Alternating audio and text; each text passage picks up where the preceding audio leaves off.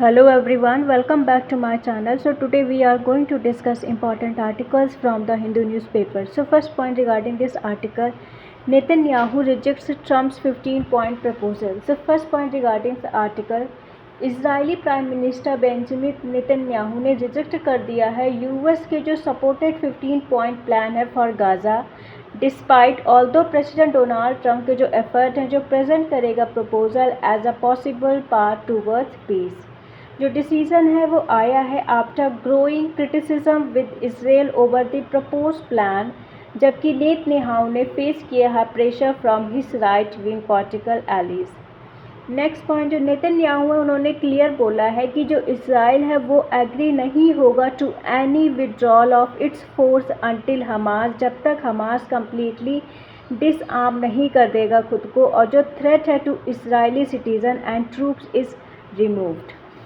Next point जो Netanyahu है उन्होंने ऑल्सो ये इंडिकेट किया है कि जो कुछ एलिमेंट्स जो ट्रम्प के गाज़ा प्रपोजल है कुड बी एक्सेप्टेबल, उनको एक्सेप्ट किया जा सकता है, while other provision remain unacceptable to Israel, लेकिन जो अदर प्रोविज़न है उनको अनएक्सेप्टेबल है, वो इसराइल के लिए अनएक्सेप्टेबल है। Next point, Trump had earlier describe, तो ट्रम्प ने पहले भी डिस्क्राइब किया है Gaza initiative as a major step toward peace, but Netanyahu के जो रिस्पॉन्स है वो शो करते हैं कि जो इसराइल है वो अभी भी सिग्निफिकेंट रिजर्वेशन है about the proposal.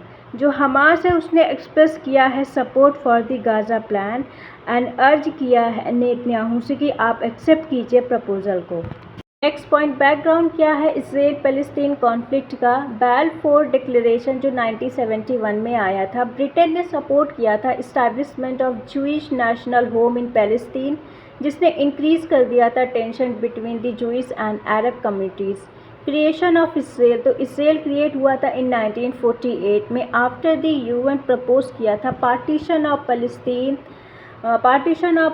In 1947। Israel को डिक्लेयर कर दिया गया था एज अ इंडिपेंडेंस इन 1948, जिसके बाद से conflict followed by conflict with neighbouring Arab countries.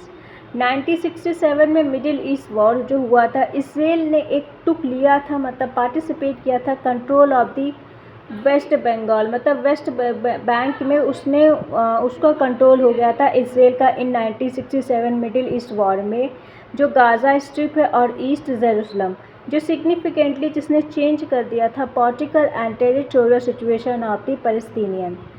योम किपर वॉर जो 1973 में आया था, जो हुआ था, जो कॉन्फ्लिक्ट है उसने कंट्रीब्यूट किया था कैंप डेविड अकॉर्ड 1978 में, जिसने इवेंचुअली इजिप्ट और इसराइल पीस ट्रीटी 1979 में आया था, अंडर विच जिसमें इसराइल ने रिटर्न कर दिया था Sinai Peninsula to Egypt. Next point जो गाज़ा स्ट्रिप है, गाज़ा एक डेंसली पॉपुलेटेड कोस्टल टेरिटरी है इन वेस्ट एशिया में, जो सिचुएटेड है अलॉन्ग द मेडिटेरियन सी। वो एक approximately 41 kilometre long and 10 kilometre wide है। Next article is related to a new security triangle. So first point regarding this article, a new security triangle emerges with the Makkah Pact. तो एक new security triangle आया है जिसको बोला गया है Mecca pact. तो मक्का पैक्ट एक जॉइंट डिफेंस एग्रीमेंट है जो साइन हुआ है on August 7, 2026 by the leader of किसके बीच में, Saudi Arabia, Turkey and Pakistan, जो मार्क कर रहा है एक significant regional security realignment after the US Iran war.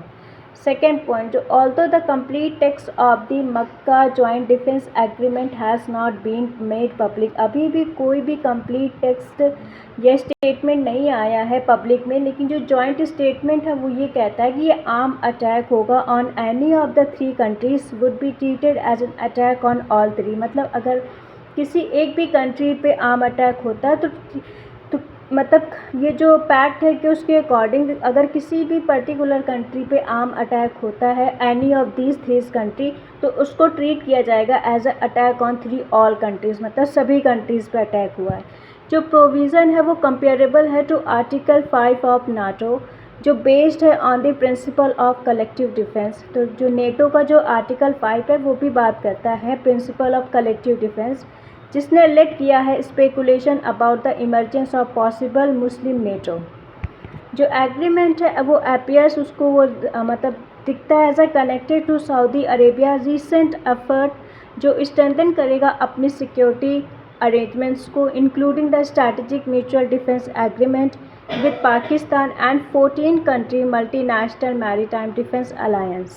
Next point implication for India. तो इम्प्लीकेशन क्या है इंडिया के लिए? जो इम्पैक्ट है ऑफ दी मल्टीनेशनल या 14 country multinational maritime defence alliance on India will depend करेगा कि कैसे न्यू सिक्योरिटी अरेंजमेंट डेवलप होंगी, और इंडिया को रिक्वायरमेंट है कि क्लोजली मॉनिटर करे पाकिस्तान के एफर्ट जो यूज़ करेगा ग्रुपिंग को अगेंस्ट इंडियन इंटरेस्ट, जबकि अवॉइड करे एन एक्साजरेटेड रिस्पॉन्स को। जो सऊदी अरेबिया है वो बना हुआ है कि strategically and economically important for India, क्योंकि इंडिया जो है वर्ल्ड का 3rd largest crude oil importer है, as well expected to remain a major source of global energy demanded over the coming years.